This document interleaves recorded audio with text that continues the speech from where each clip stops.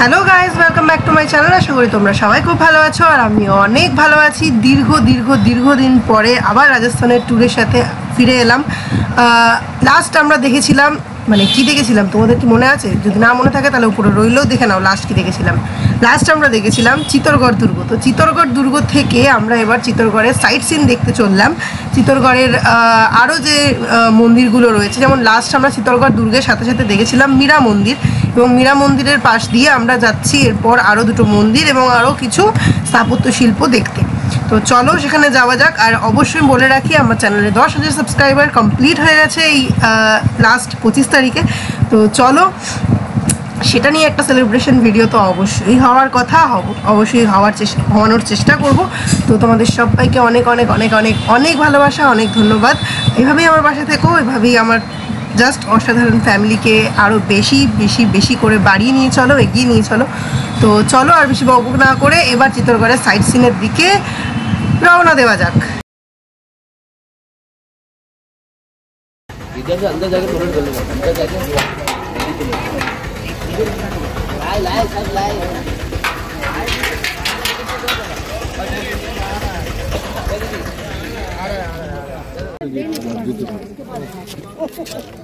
यहाँ आने के लिए 3 जगह पार्किंग बना रखे हैं।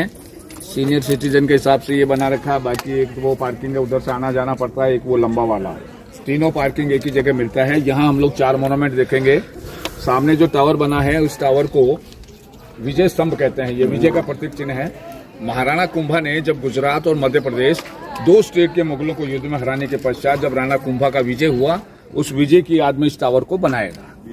तो बनाने में 10 वर्ष का समय लगा था, और वो टाइम में इसकी जो लागत आई थी वो मात्र 90 लाख रुपया खर्चा आया था। 122 फीट इसका हाइट है, और हिंदू धर्म में जो 9 ग्रह होते हैं, इसको 9 तल्ला बना रखा है।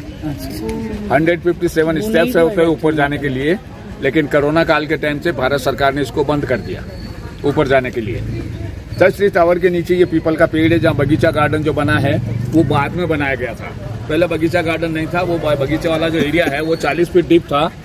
वो 40 फीट डीप के अंदर चंदन का लकड़ी, नारियल, घी वगैरह भर के आग जलाया जाता था।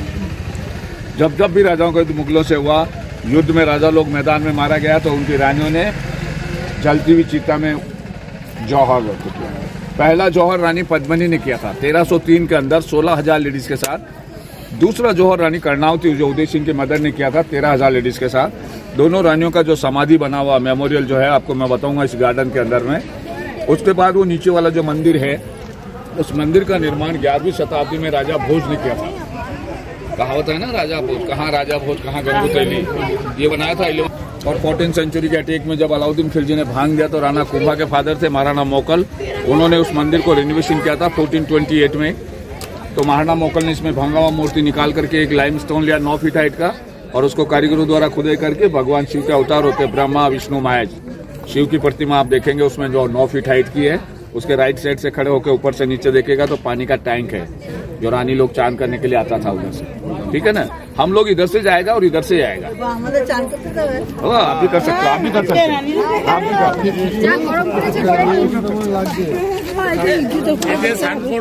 नीचे में 2 समाधि दिख रहा है आपको, पद्मिनी और कर्णावती का। जो बड़ा समाधि है ना, वो रानी पद्मिनी का है, वो छोटा वाला रानी कर्णावती का।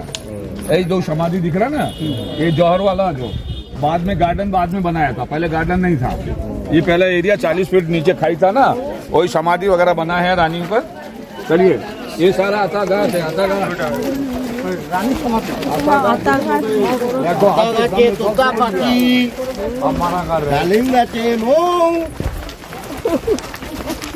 तो फर्स्ट में हमने राजबाड़ी देखा था, उसका 3रे नंबर का गेट है। इसको हम लोग सती गेट बोलते हैं। उस राजबाड़ी में अगर किसी किंग की, राजा की नेचुरल मौत होती है, तो उसकी डेड बॉडी को इधर से लाया जाता है, और उसकी रानी को दुल्हन का श्रृंगार करके लाया जाता है। तो राजा की जब चिता जलती है, तो उसके साथ में उसको जिंदा जलाते हैं। उसे बोलते हैं सती। पति के साथ सती होना है। ऊपर वाला जो गेट है वो जौहर गेट है। उधर से रानियां प्रवेश होती थी और वहां से वो कूद जाती थी, तो उसे जौहर कहते हैं। जो देखने का मैंने आपको चारों बता दिया है। पानी का टैंक है, शिव मंदिर है, जौहर वाला और विक्ट्री टावर। बस यहाँ से खड़े होकर के विक्ट्री टावर का फोटो आ जाएगा, और ये देख करके वापस इधर ही आने का। যেই বলা সেই কাজ, গাইড জেঠুর কথা মতো শিব মন্দির দেখতে প্রথমে আমরা বেরিয়ে পড়লাম। তো চলো শিব মন্দিরে। আর শিব মন্দিরের ভেতরে ঢুকে তো আমি ওপরের দিকে তাকিয়ে দেখছি, কারণ যেখানেই ঢুকছি সেখানেই আগে ওপরের দিকে তাকিয়ে দেখছি কি সুন্দর সুন্দর কাজ করা রয়েছে। ও আর এদিকে দেওয়ালে দেখলে লেখা আছে ফটো তোলা বারণ, সেটা আমি এখন ভিডিও এডিট করাকালীন দেখতে পাচ্ছি, যেটা আমি তখন সেই সময় সেই পরিস্থিতিতে দেখতে পাইনি। আচ্ছা, এটা শিব মন্দির, ওম নমঃ শিবায়। এখানে মূর্তিগুলো ঠিক মূর্তি নয়, এটা দেওয়ালে খোদাই করে আর কি, পাথর থেকে কেটে শিব মূর্তিটাকে মুখটাকে বানিয়ে রাখা। তারপর শিব মন্দিরের উঁচু সিঁড়িগুলো থেকে নেমে আমরা আশেপাশের জায়গাগুলো দেখছিলাম, সবাই কত সুন্দর সুন্দর করে ছবি তোলার চেষ্টা করছিল। আর এই জায়গাটা দেখো, এই জায়গাটা হচ্ছে জলের ট্যাঙ্ক মনে হয়, মানে আমি যতদূর মনে করতে পারছি আমার মনে পড়ছে না। যদি তোমরা কেউ মনে করে থাকো যে জানো জায়গাটা কী, তাহলে আমাকে অবশ্যই কমেন্ট করে জানিও। তবে এই জায়গাটা বেশ অনেকটা উঁচু, অনেকটা ডিপ। আর এবার দেখো আশেপাশের খোদাই করা কাজগুলো, এত সূক্ষ্ম, এত নিপুণ সুন্দর কাজগুলো যে আমি ভাবলাম ওগুলোকে আলাদা করে একটুখানি জুম করে দেখানোর চেষ্টা করি। তো এই ভিউটা ভীষণ সুন্দর, এই জায়গাটা ভীষণ সুন্দর, আশপাশটা বেশ খোলামেলা, বেশ সুন্দর জায়গা। কে বলেছে শুধু পাহাড়ে উঠতে ট্রেকিং করতেই হাঁটুর জোর লাগে? যদি কেউ রাজস্থান কোনোদিনও ঘুরতে যাবে ভাবো, তাহলে পরে সিঁড়ি দিয়ে ওঠার মতো করে হাঁটুর জোর, পায়ের জোর থাকলে তবেই যাওয়ার সাহস করো। আর এবার আমরা পরবর্তী শিব মন্দির আর জলের ট্যাঙ্ক দেখে আমরা এলাম, এখানে একটা কালী মন্দির রয়েছে, সেই কালী মন্দির দর্শন করতে। আর দেখো কালী মূর্তিটা বেশ সুন্দর, একটু অন্যরকম, পুরো কালো, কালী মূর্তি অ্যাকচুয়ালি কালো, পুরো শ্যাম বর্ণা, দেখো কৃষ্ণ বর্ণা অ্যাকচুয়ালি। আর তারপরে হচ্ছে এখানে একটা শিবলিঙ্গ ছিল, যেটা কিনা সেটাও একটু অন্যরকম। আর এবার আমরা এখান থেকে বেরিয়ে সবাই জুতো খুলে, যেহেতু ঢুকেছিলাম জুতো খুলে আবার জুতো পরে আর কি বাইরের দিকে রওনা দেবো। এখানে দেখলাম যে সব ডালি রাখা আছে সবার। এবার আস্তে আস্তে আমরা অন্য একটা স্পটের দিকে এগিয়ে চললাম, যেখানে বক্তব্য সব কিছু আমাদের গাইড বলবেন, আর তোমরাও আমাদের গাইডের কথা শুনেই দেখবে।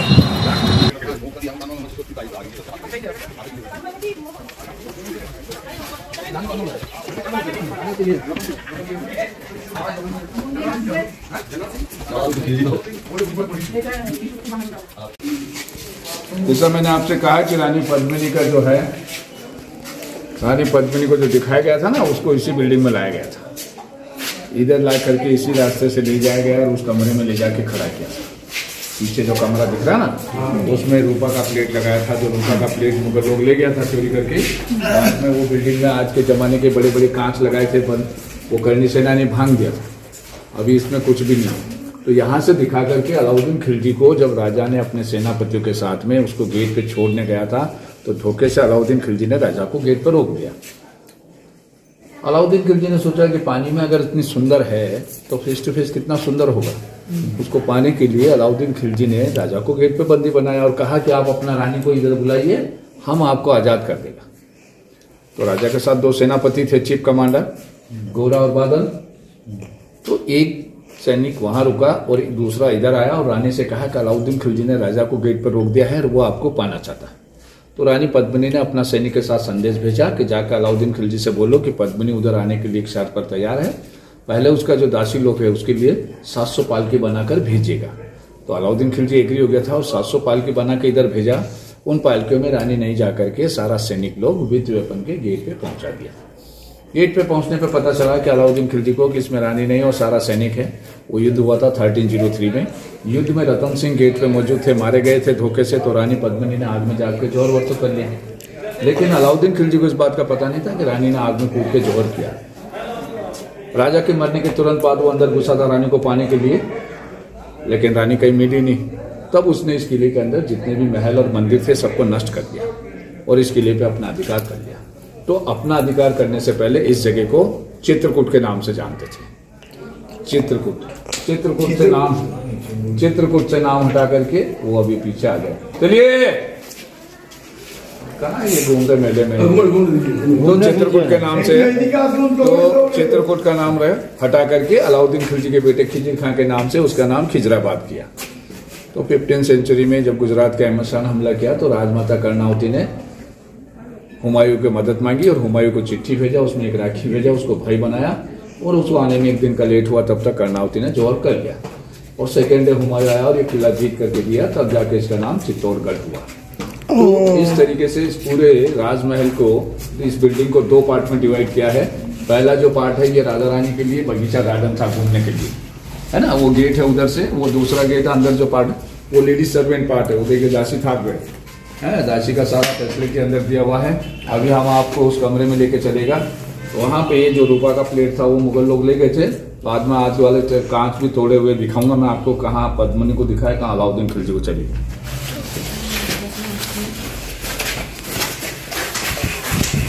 हमारे पद्मनी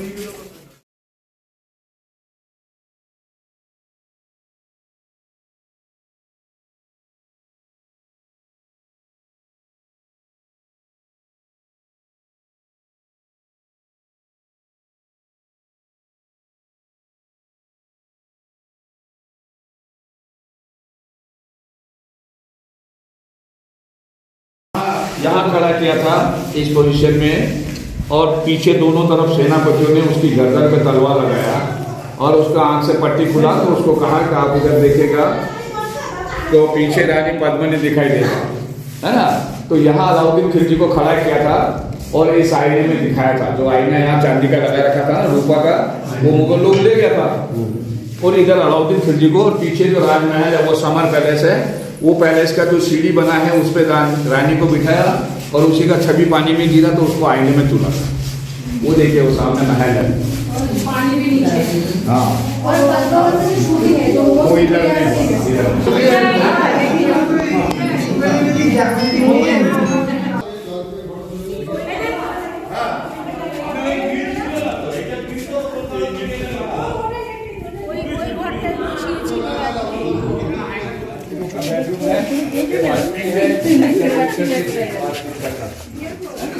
देखते जाइए, इनका वॉशरूम, किचन, बाथरूम सब बना हुआ है। इधर से देखते हुए निकलेंगे, है ना सर। चलिए, ये सर्विंग पार्ट है। रानी का दादी लोग थाकता था, 2-2, 4-4, 5-5 सब नीचे बिस्तर होता था, पलंग नहीं होता था, उससे बेड नहीं होता था, नीचे सोते थे ना। चलिए चलिए, एक जगह है लेडीज लोग को बैठ करके बात करने का।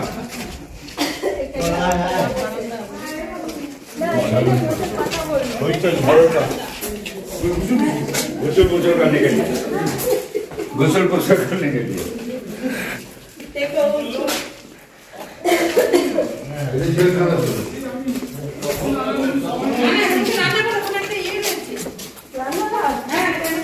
ওই তো গ্যাস চুলা আছে, তো গ্যাস সিলিন্ডার আছে।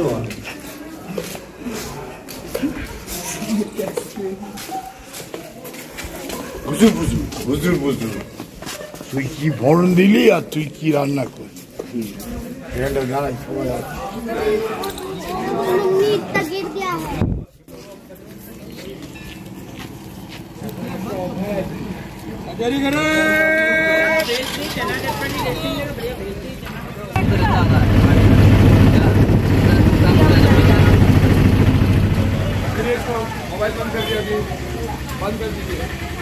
আমরা এখানে আছি হচ্ছে মহারানা মিউজিয়ামের বাইরে, এখানে চিত্তরগড়ের আমাদের লাস্ট অফিস। বাট মুশকিল হচ্ছে, এবং মুশকিল বলবো না, সব থেকে ফানিয়েস্ট পার্ট, আমার জামাটা নামিয়ে দাও তো সামনে, সব থেকে ফানিয়েস্ট পার্ট হচ্ছে যে আমার মা যে কিনা শাড়ি থেকে পালায়, সে শাড়ি নিয়েছে মানে। আর তার থেকে বড় কথা হচ্ছে একখানা রাজাই নিয়েছি, যেটাকে আমরা ওখানে বলি কম্বল বা লেপ, যাই হোক। বাসের সামনে যে হোটেলটা আছে সেই হোটেলে কাকুরা খাবার ব্যবস্থা করেছে, দুপুরে লাঞ্চটা এখান থেকে করে তারপর বাসে উঠবো। আর বাসে উঠে উদয়পুর, চিত্তরগড় দেখা শেষ। আমরা চলে এসেছি উদয়পুর, আর উদয়পুরে এসে আমরা হোটেল রুমও নিয়ে নিয়েছি। এবার চলো ঘরে ঢুকিয়ে আর জিনিসপত্র রেখে একটু ফ্রেশ হই, তারপরে সন্ধ্যাবেলার টিফিনও চলে আসবে এক্ষুনি। দাঁড়াও ঢুকাচ্ছি। ঢুকে আগে বাথরুম দেখতে পাচ্ছি।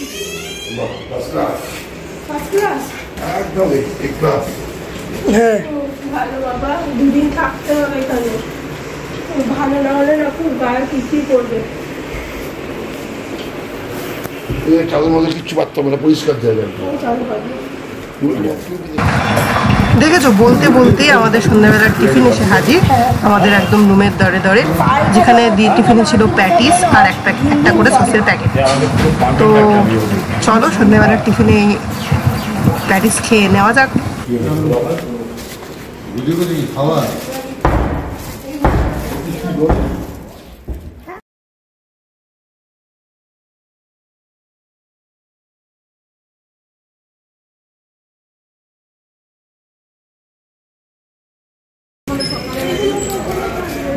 সকালে 8টা-7টার সময় বেরিয়ে ওখানে খেয়ে নেবে।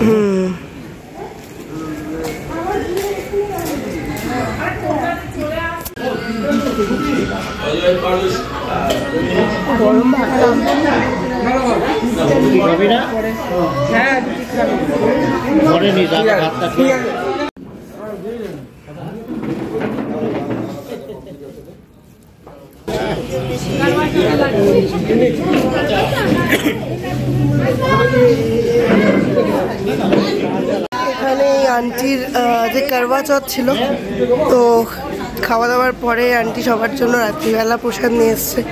তো লাড্ডু দিয়েছে সবাইকে একটু একটু করে। যাই হোক, এটাই ভালো লাগা না যে নিজেদের অকেশানটা যখন নিজের বাড়িতে নেই অথচ আমাকে সেলিব্রেট করতেই হবে, তো সেটাকে সবার সাথে সেলিব্রেট করার মধ্যে দারুণ একটা মজা রয়েছে। তো আমার খুব ভালো লেগেছে, তাই ভাবলাম তোমাদেরকেও একটু বলি, তোমাদের সাথে একটু শেয়ার করি। মুখ চোখের অবস্থা খুব খারাপ। তো চলো ভিডিওটাকে আজকে এই করবা চৌথের প্রসাদের সাথে শেষ করছি। দেখা করব কালকে উদয়পুরের সাইট সিনের সাথে। তো চলো ভিডিওটাকে এখানে শেষ করছি। ভিডিওটা ভালো লাগলে ভিডিওটাকে লাইক করতে, চ্যানেলকে সাবস্ক্রাইব করতে, পাশে থাকতে একদম ভুলো না। দেখা করবো পরের ভিডিওর সাথে, ততক্ষণের জন্য দেখতে থাকো, keep supporting and stay tuned. Tata.